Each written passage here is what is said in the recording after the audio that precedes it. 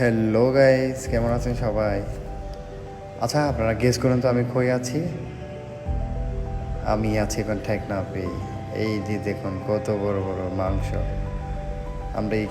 আমরা ফ্রেন্ডরা মিলে এখানে আস্ত একটা ছাগল খেয়ে ফেললাম।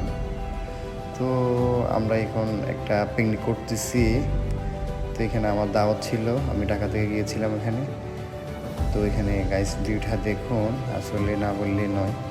এখানে সবার মতো কাজ করতেছে। আমি আছি আমার ভিডিও নিয়ে ব্যস্ত।